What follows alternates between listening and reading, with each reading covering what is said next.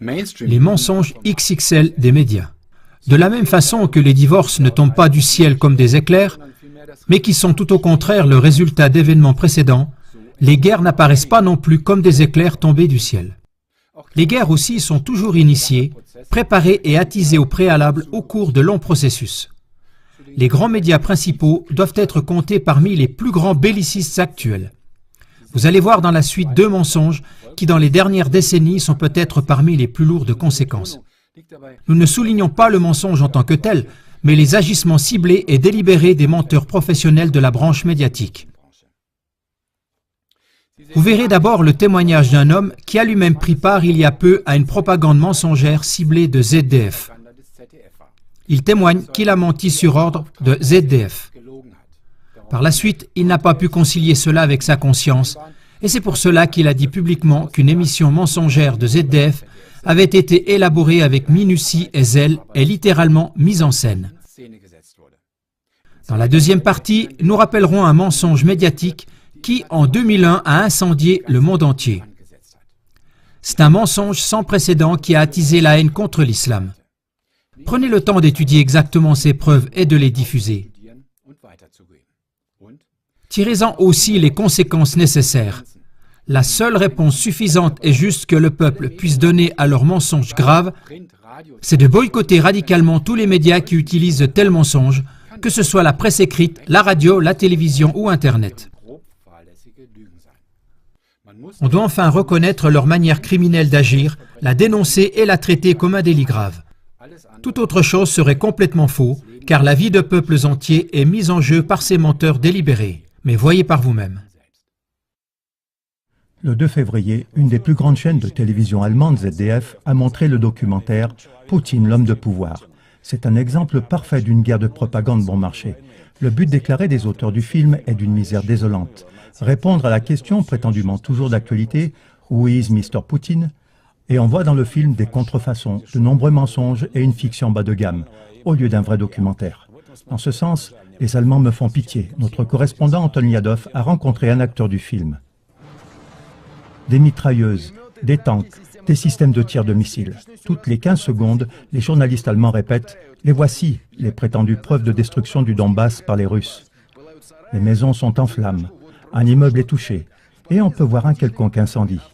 Dans la quête d'images dramatiques, les cinéastes allemands n'ont même pas tenu compte des insignes des soldats qu'ils font passer pour des troupes régulières russes. On peut voir ici les soldats dont l'un porte un drapeau ukrainien sur l'épaule gauche. Au cas où le spectateur aurait des doutes sur les images, la voix off souligne avec insistance « L'armée régulière russe prend part au combat ». Igor, nous l'appelons ainsi, est un volontaire. Il combat du côté des séparatistes et il en est fier. Nous sommes environ 400 à 500 hommes dans notre bataillon. Si l'on compte tous ceux qui combattent au front, ce sont environ 20 000 à 30 000 soldats. En fin de compte, j'ai tout simplement menti. Comme il me l'a dit. Il m'a dit après l'interview, tu recevras l'argent. Il voulait que je dise devant la caméra que l'armée régulière russe est dans le Donbass. Me voici le prétendu volontaire que la télévision allemande a appelé Igor. Son vrai nom, c'est Yuri Olegovitch Lobyskin, de Kaliningrad, né en 1988, sans emploi. Il habite dans cet appartement qui est sans électricité depuis plusieurs mois. Yuri ne peut pas payer la facture d'électricité.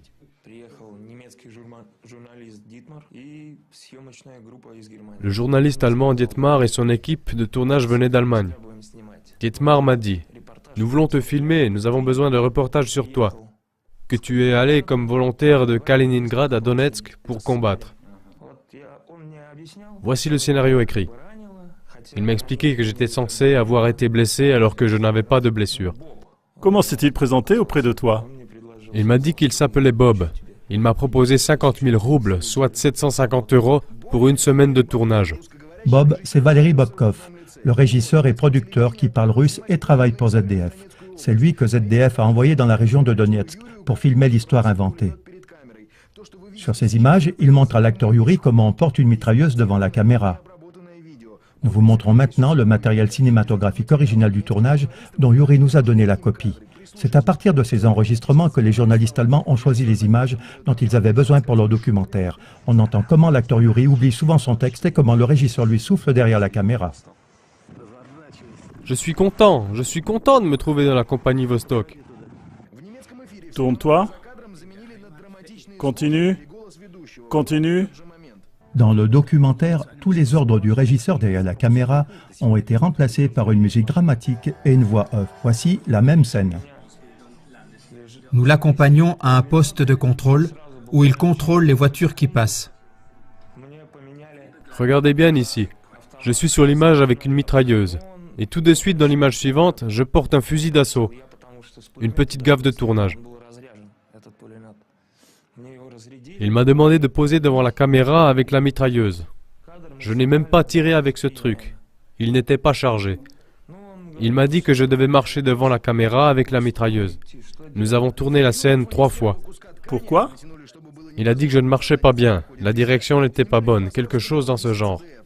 L'interview avec Igor a été tournée devant un fond gris, afin qu'on ne puisse pas reconnaître où exactement elle a eu lieu.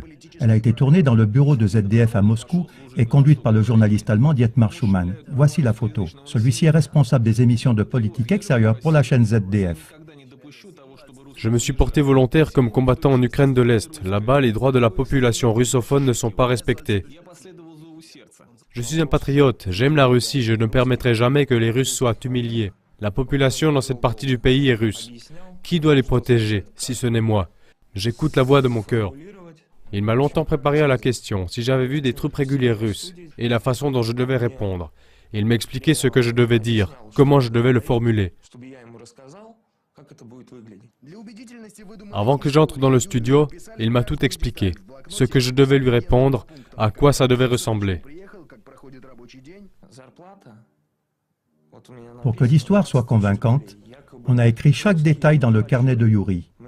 Quand il est né, pourquoi il est venu à Donetsk, de quoi est fait son quotidien, et ainsi de suite. Mon salaire lors du service militaire à Donetsk est censé être de 20 000 roubles. Voici ce qui est écrit dans mon carnet. L'armée russe m'aurait payé 20 000 roubles pour mon service au combat. Il a ensuite réfléchi. Si on ne pouvait pas écrire 30 000 roubles au lieu de 20 000, je lui ai dit que ça m'était complètement égal. À ce sujet, les journalistes allemands ont fait une moyenne dans leur documentaire. 25 000 roubles lui ont été payés, ce qui, mis à part l'honneur de pouvoir servir la patrie russe, semble tentant. Cela fait environ 350 € par mois. Ce n'est pas beaucoup, mais cela suffit pour qu'Igor parte à la guerre en laissant femme et enfants à la maison. Il a trouvé une jeune femme qui devait jouer le rôle de ma femme. Il lui a payé 2 000 ou 3 000 roubles pour ça, soit 50 €. Je n'ai pas d'enfant et il a dit qu'on devait montrer l'enfant devant la caméra pour que ça fasse un effet plus dramatique. Et là, vous entrez dans un bureau de l'armée russe? Il m'a dit que je devais simplement entrer dans le commissariat militaire de l'armée russe et en ressortir immédiatement. C'est ce que j'ai fait. Nous nous trouvons ici à Kaliningrad, devant le commissariat militaire de l'armée russe, où notre héros est censé avoir posé sa candidature et avoir ensuite été envoyé au combat à Donetsk. Nous allons maintenant faire cette expérience. Je me déclare comme volontaire qui veut aller à Donetsk pour m'y battre. Je cache le micro et la caméra, je filme avec le téléphone portable. La chose nous est tout de suite expliquée. Quel Donbass? Vous voulez vous inscrire pour le service militaire? Vous croyez qu'on est ici chez Blackwater? Nous n'avons pas de troupes dans le Donbass. Qui vous a raconté ces bêtises? Les producteurs de films allemands ne cachent pas leur but. Voici par exemple la déclaration du journaliste allemand Boris Streitschuster après la diffusion de ce documentaire. Trop de personnes soutiennent Poutine en Allemagne. Je souhaiterais une politique plus dure contre la Russie. De mon point de vue, elle est encore trop douce. Je souhaiterais plus de sanctions. Contrairement aux attentes des journalistes allemands, qui voulaient présenter la Russie comme la source de tous les maux de ce monde, le documentaire a été un échec. L'audimat était de moitié inférieur à la moyenne de ZDF.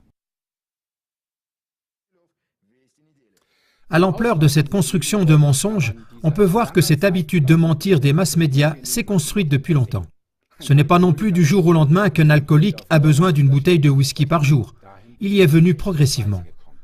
De même, la presse formatée est venue progressivement à ces dimensions de mensonges et de mise en scène haineuse et belliciste. Seulement, nous ne l'avons pas remarqué, car avant l'époque d'Internet et de la diffusion à grande échelle des contrevoix, le spectateur n'avait pas la possibilité d'examiner et de vérifier, et ainsi les médias pouvaient faire toutes ces choses sans être pris en flagrant délit. Nous terminons cette émission avec le rappel d'un mensonge médiatique dont l'écho retentit depuis l'année 2001 dans le monde entier et cause un effet tout aussi destructeur, si ce n'est plus sur la communauté internationale. Le mensonge des musulmans qui se réjouissent le 11 septembre.